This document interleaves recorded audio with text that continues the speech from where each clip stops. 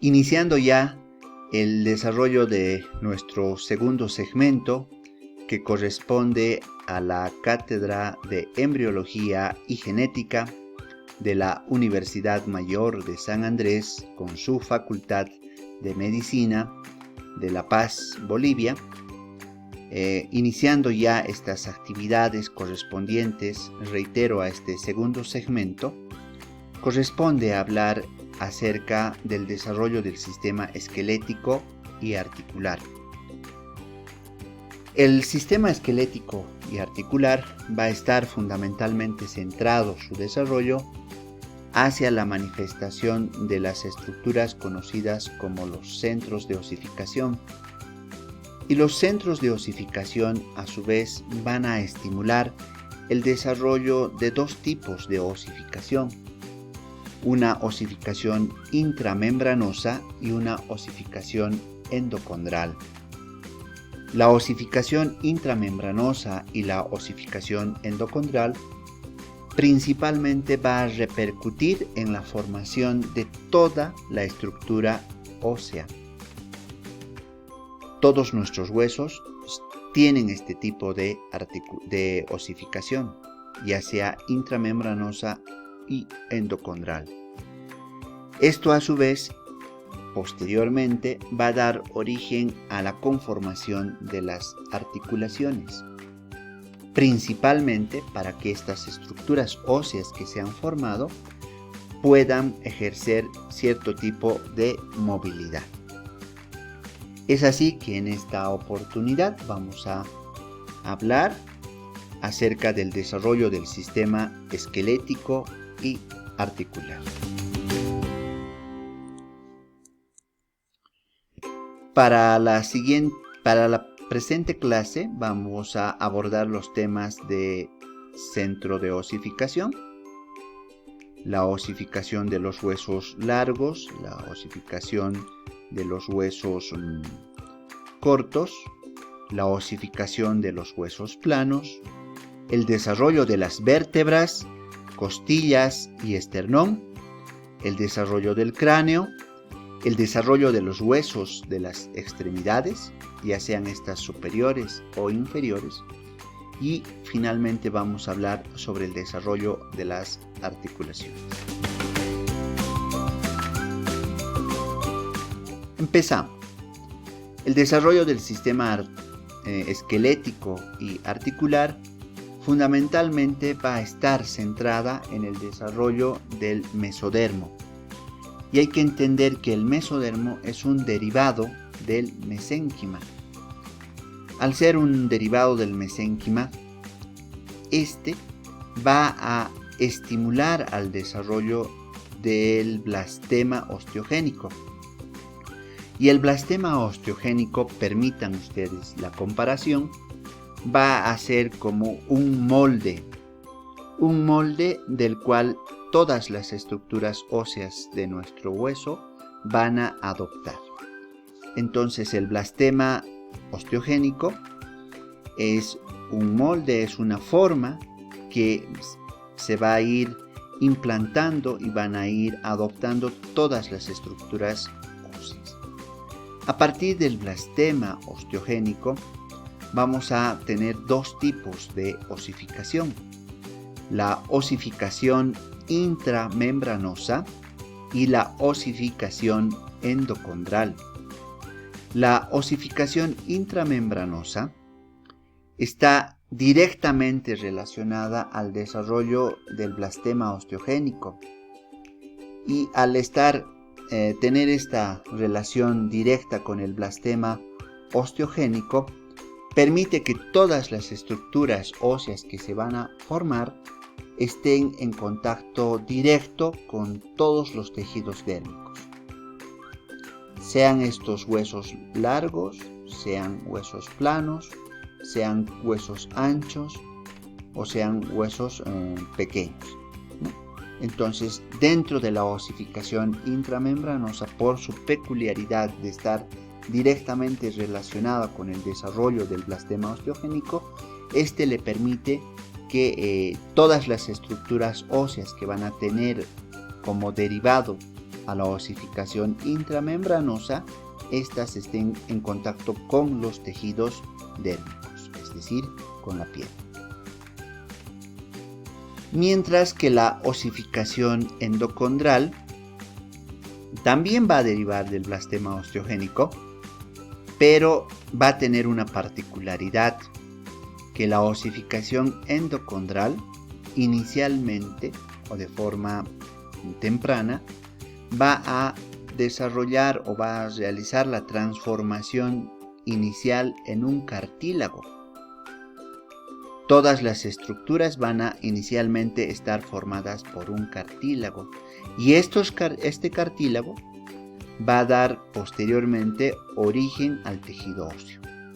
Entonces, esa es la principal diferenciación entre la osificación intramembranosa y la osificación endocondral. Simplemente para recordarles, la osificación intramembranosa, al ser un derivado directo del blastema osteogénico, este va a permitir la formación de las estructuras óseas tal cual, pero con una particularidad, que estas estructuras óseas van a estar desde un principio en contacto con los tejidos dérmicos, mientras que la osificación endocondral inicialmente va a formar un cartílago y posteriormente va a dar la formación del tejido óseo de forma completa. Los centros de osificación.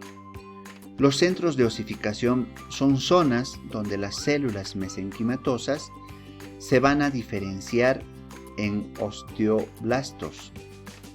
Y los osteoblastos son las células fundamentales para la formación de toda la estructura ósea.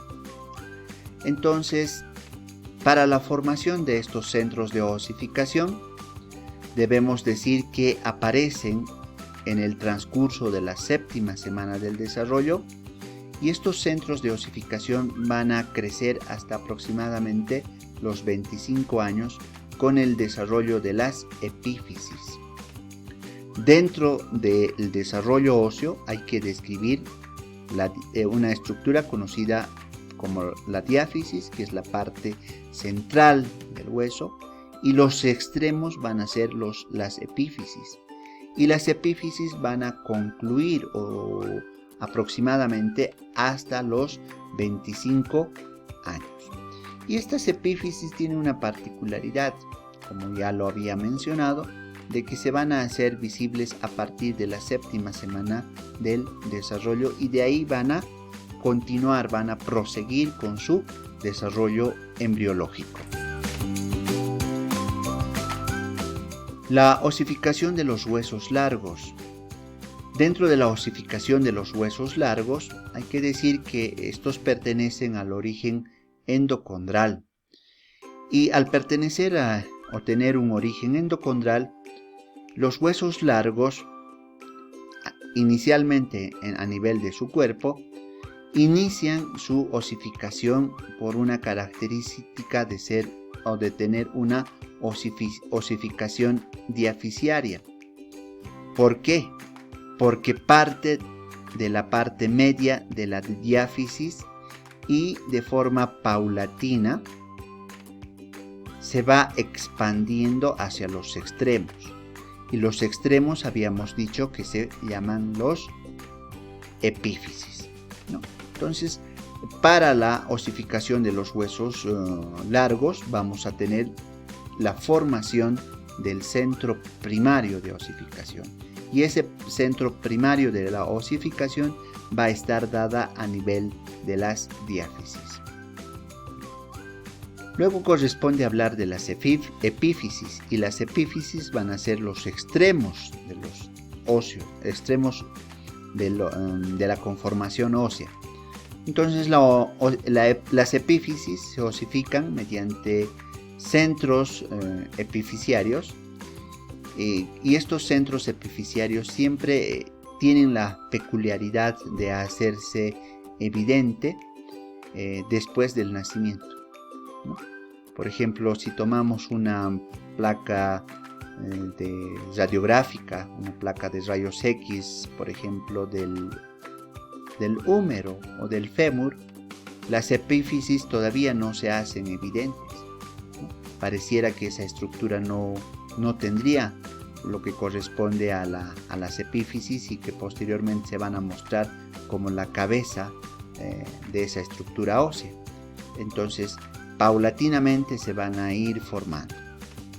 Ahora, hay que tomar en cuenta que no solo se desarrolla esta osificación de los huesos largos mediante un centro primario, también lo puede hacer adoptando la osificación de los centros secundarios o también de otros centros que se llaman como centros complementarios.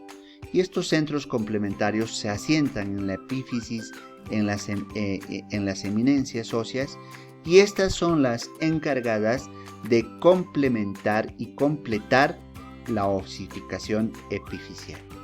Entonces, lo importante de la descripción de la osificación de los huesos largos, hay que decir que tienen unos centros primarios de osificación, y estos centros primarios de osificación están a nivel de la diáfisis de la estructura ósea y que posteriormente van a ir evolucionando, va a ir extendiéndose hacia las epífisis, formando los centros epifisiarios. Y estos centros epifisiarios posteriormente van a unirse con otra estructura ósea para formar las articulaciones. La osificación de los huesos largos está dada fundamentalmente por los cartílagos de conjunción y de incrustación. Hay que tomar en cuenta que va a llegar un momento en el que la diáfisis y las epífisis osificadas están separadas por una fina capa cartilaginosa estrecha, y esa fina capa se la conoce como el cartílago epifisiario o cartílago de conjunción. Entonces, este cartílago epifisiario o cartílago de conjunción permite que el crecimiento a nivel de los huesos largos sea, podríamos decir, por generación, por capas.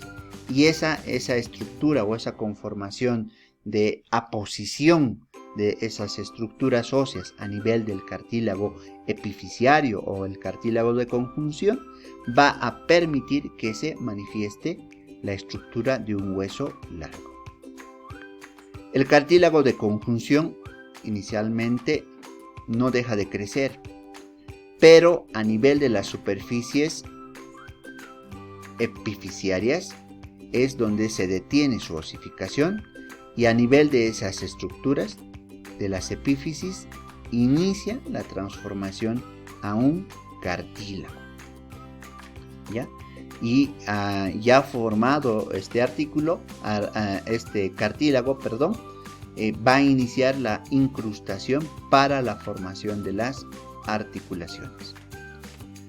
Hay una peculiaridad que hay que mencionar dentro de la osificación de los huesos largos, que el crecimiento en el diámetro debe ser de acuerdo a la posición, les decía, o al depósito óseo en el periósteo, y la resorción de la superficie medular. Entonces, fundamentalmente el crecimiento de los huesos largos va a estar dada por los cartílagos de conjunción o de incrustación, ¿no? Estos cartílagos de conjunción e incrustación permite que la estructura ósea vaya regenerando por aposición, y eso permita el crecimiento a nivel de longitud de esa estructura ósea. La osificación de los huesos cortos. En estos huesos se produce la osificación por los centros primarios, por los centros secundarios y por centros complementarios. Dentro de los huesos cortos vamos a encontrar, por ejemplo, a los huesos tarsianos, a los huesos carpianos. Tiene una particularidad en esta osificación de estos huesos cortos, porque en esas zonas no va a demostrarse la formación del periósteo, y el crecimiento de estos huesos en la dirección de sus caras no articulares se efectúa por osificación subperióstica. Tanto los huesos largos como los huesos cortos sufren un proceso de aposición, que el término correcto es un proceso de destrucción y construcción, los cuales son esos elementos los cuales permiten la modelación y la conformación exterior e interior del hueso, dándole una determinada forma. La osificación de los huesos planos. Dentro de la osificación de los huesos planos suele haber unos centros primarios como también los centros secundarios, y dentro de la osificación misma de estos huesos planos va a existir la osificación que termina a nivel de la proximidad a la región articular y forman las carillas articulares. Entonces, un ejemplo de hueso plano vamos a tener a la escápula. Entonces esta escápula, para adoptar esta forma, va a tener principalmente el estímulo de sus centros primarios y centros secundarios de su conformación para que adopte esta forma, y a nivel de su estructura, donde se va a producir la unión con otra estructura ósea para que se conforme una articulación, va a formar unas carillas que se van a llamar las carillas articulares. El desarrollo de las vértebras. Dentro del desarrollo de las vértebras hay que decir que las vértebras van a originarse a partir de los esclerotomas de los somitos. Los esclerotomas de los somitos van a estar directamente relacionados con el tubo neural. Entonces, dentro del desarrollo de las vértebras y del disco intervertebral, hay que mencionar que los cuerpos vertebrales se van a desarrollar subdividiéndose en dos zonas. Una zona caudal, que va a ser densa, y una zona cefálica, que va a ser laxa, de acuerdo a su conformación ósea. Una otra peculiaridad que va a tener es que la mitad caudal del esclerotoma se acerca a la mitad cefálica del esclerotoma subyacente, y ambas se van a fusionar. Al fusionarse van a formar el agujero o foramen intervertebral. Al mismo tiempo, este foramen intervertebral o vertebral va a dar origen a la conformación de unos arcos que van a llamarse los arcos neurales o apófisis espinosas.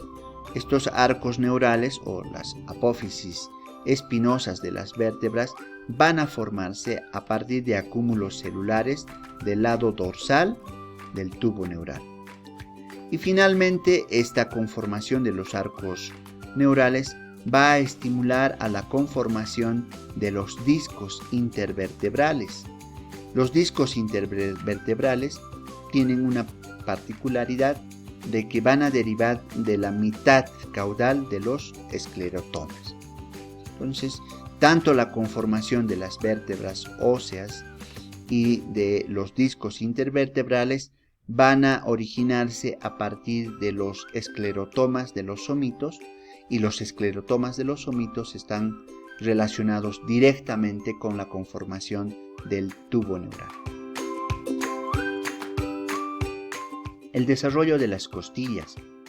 El desarrollo de las costillas van a originarse a partir de unos acúmulos celulares ubicados al lado del tubo neural, lo cual van a dar a la formación de unos vestigios costales, o también descritos como los procesos costales.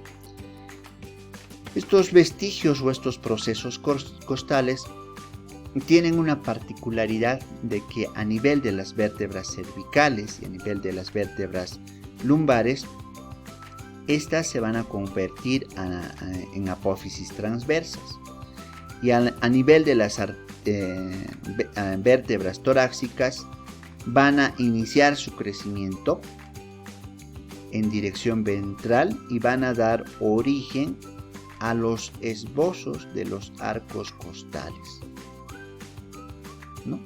Entonces, la conformación, el desarrollo de las costillas va a generarse a partir de unos esbozos, ¿no? Estos esbozos que se conocen con el nombre de esbozos de las costillas. El desarrollo del esternón. El esternón, como una estructura ósea, se forma a partir de dos columnas cartilaginosas, y estas dos columnas cartilaginosas son simétricas. Al ser simétricas, aparecen a nivel de la mitad ventral del tórax. Estas dos columnas se van a unir formando toda la estructura del esternón. El esternón, ahí cabe mencionar que va a tener una osificación endocondral. El desarrollo del cráneo. Las estructuras óseas que van a dar origen al desarrollo del cráneo, estas van a derivarse o se van a originar del mesénquima que rodea al encéfalo, y este mesénquima que rodea al encéfalo va a dividir en un neurocráneo y en un viscerocráneo o esplagmocráneo.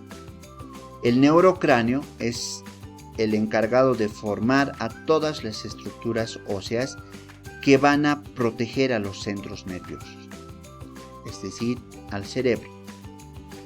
Entonces, el neurocráneo, como su nombre lo dice, va a dar origen o va a proteger a estos centros nerviosos, mientras que el viscerocráneo o esplagmocráneo va a dar o va a estimular a la formación de las estructuras óseas que van a conformar al desarrollo de los huesos de la cara.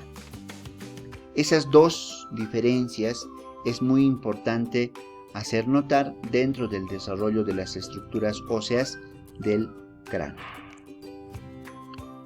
El desarrollo del cráneo a su vez va a estimular al desarrollo del neurocráneo. Y dentro del desarrollo del neurocráneo tenemos dos tipos de desarrollo: del neurocráneo membranoso y también del desarrollo cartilaginoso.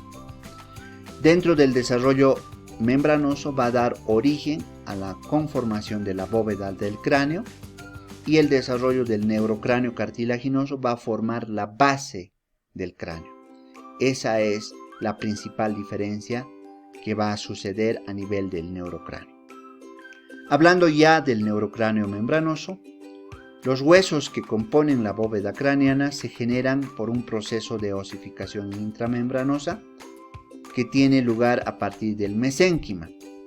Dentro de la conformación embriológica del desarrollo del neurocráneo membranoso se van a formar los huesos frontales, los huesos parietales, la porción intraparietal del occipital y las porciones escamosas de los temporales.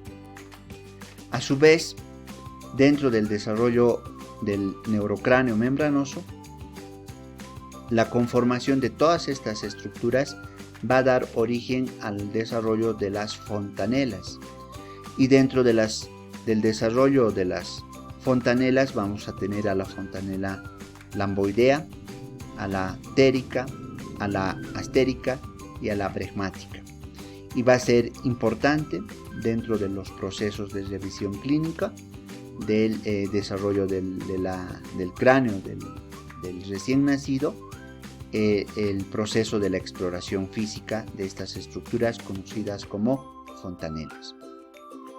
Hablando ya del neurocráneo cartilaginoso, el neurocráneo cartilaginoso hacia el segundo mes del desarrollo va a iniciar su desarrollo a partir del mesénquima, este mesénquima que va a moldear la futura base del cráneo, y esta futura base del cráneo va a estar relacionado con la notocorda. Y esta notocorda va a estimular al desarrollo principalmente de 7 pares de cartílagos. Y esos 7 pares de cartílagos van a ser los cartílagos paracordales, los cartílagos hipofisiarios, los cartílagos trabeculados, los cartílagos orbiesfenoidales, los cartílagos aliesfenoidales, los cartílagos nasales o olfatorios y la conformación de la cápsula óptica. Debemos mencionar o debemos recordar que dentro de la osificación membranosa y cartilaginosa, como su nombre lo dice, va a dar origen a la membrana ósea, que se va a convertir en estructura ósea sólida, consistente, mientras que la estructura cartilaginosa inicialmente va a formarse como un cartílago y a medida que continúa con su desarrollo recién va a conformar la estructura ósea completa. Asimismo, cabe mencionar que vamos a tener el desarrollo del viscerocráneo o esplagmocráneo. El viscerocráneo o esplagmocráneo se origina a partir del mesénquima de los arcos faringios y de la eminencia frontonasal. Y de igual forma, describimos dos tipos de osificación, una osificación endocondral y una osificación intramembranosa. Con la diferencia de que en la osificación endocondral todos los arcos faringios desarrollan un esqueleto cartilaginoso primitivo, cuyo origen proviene de las crestas neurales vecinas y los demás cartílagos desaparecen al evolucionar de cartílago a estructura ósea consistente. Dentro de esta osificación intramembranosa debemos mencionar a los procesos de formación de los arcos faringios, del segundo arco faringio y de los arcos faringios cuarto, quinto y sexto. Todas estas estructuras óseas embriológicas proceden de la formación de un proceso que se llama el proceso maxilar. Y el proceso maxilar va a dar origen al primer arco, este primer arco faringio que forma la estructura cartilaginosa del pterigo cuadrado, pero al ser una estructura cartilaginosa, porque va a ir migrando de cartílago a hueso, va a ir desapareciendo. Y como resto de esta estructura o de la forma del pterigo cuadrado, al desaparecer, va a originar a estructuras óseas del oído medio y al yunque. Mientras que del cartílago del primer arco faringio va a dar origen al arco faringio y va a conformar a una estructura que vamos a conocer como es el martillo del oído interno. En la conformación del segundo arco faringio, o también conocida como arco hioideo, va a dar origen a otra estructura ósea a nivel del oído interno que va a ser el estribo. Y miren ustedes, se ha formado el yunque, el martillo y el estribo. También va a existir unos arcos, los arcos faringios cuarto, quinto y sexto. Y estos arcos faringios cuarto, quinto y sexto van a conformar los cartílagos tiroides y los cartílagos cricoides. Recordando nuevamente que a través de una osificación endocondral inicialmente se van a formar unos cartílagos y de forma paulatina va a ir adoptando la conformación ósea definitiva. Dentro de la osificación intramembranosa, cabe mencionar que los huesos de la cara del mesénquima van a estimular la conformación de la eminencia frontonasal y los procesos maxilares y mandibulares a nivel del primer arco faringio. Y estos van a estimular a la conformación ósea a nivel de la eminencia frontonasal, a nivel de los procesos palatinos y a nivel de los procesos mandibulares. A nivel de los procesos frontonasales van a originar a los huesos propios de la nariz, a los lacrimales, al vómer y al maxilar superior. Los procesos maxilares van a dar origen a los palatinos, los cigomáticos, al maxilar superior y a los huesos temporales, pero en su porción escamosa. Y los procesos mandibulares directamente van a dar origen al maxilar inferior. El desarrollo de los huesos de las extremidades. El desarrollo de los huesos de las extremidades va a aparecer a partir de la 5ª semana del desarrollo en el seno del mesénquima de cada miembro, dando origen a unas estructuras conocidas como primordios de los miembros superiores e inferiores. Y estos primordios de los miembros superiores e inferiores pertenecen a la osificación endocondral. Dentro de ello vamos a estudiar y vamos a ver cómo de forma paulatina estos primordios de las estructuras óseas se presentan y se van a hacer evidentes en el embrión a partir de los 35 a 36 días de edad, midiendo inicialmente unos 12 milímetros. Y esta osificación de la conformación de todas las extremidades va a proseguir durante toda la vida postnatal. Y inicialmente se forman por cartílagos, y esta conformación de los cartílagos va a estar inicialmente dada a nivel de la 6ª y inicios de la 7ª semana del desarrollo, iniciando con una osificación inicial de los huesos largos. Y estos huesos largos van a dar origen a la conformación de las extremidades tanto superiores como las extremidades inferiores. Desarrollo de las articulaciones. Dentro de la conformación del desarrollo de las articulaciones, cabe mencionar que éstas se desarrollan a partir del mesénquima, y el mesénquima se sitúa aproximadamente entre los 2 centímetros, formando una zona que se llama la zona intermedia o la interzona.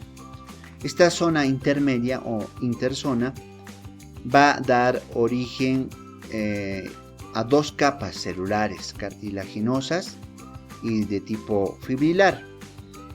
Estas conformadas inicialmente por el desarrollo del mesénquima, y este desarrollo del mesénquima que sufre un proceso evolutivo distinto en las articulaciones. Al sufrir un proceso evolutivo distinto en la conformación de las articulaciones, van a dar origen a una zona que es la zona intermedia, y a partir de esta zona intermedia se va a originar las articulaciones inmóviles, las articulaciones semimóviles y las articulaciones móviles, la diartrosis, la anfiartrosis y la sinartrosis. Pero debe quedar claro que el desarrollo de las articulaciones va a estar estrechamente relacionada con el desarrollo embriológico de una zona conocida como la zona intermedia o la estructura conocida como la interzona, ¿no? Esta zona intermedia o interzona es la que va a estimular a la conformación de las diversas capas celulares, y estas diversas capas celulares a nivel de los osteoblastos van a estimular a la conformación de las articulaciones, vuelvo a reiterar, diartrosis, anfiartrosis y sinartrosis. Bueno, agradezco mucho su tiempo y agradezco su atención. Será hasta una otra oportunidad.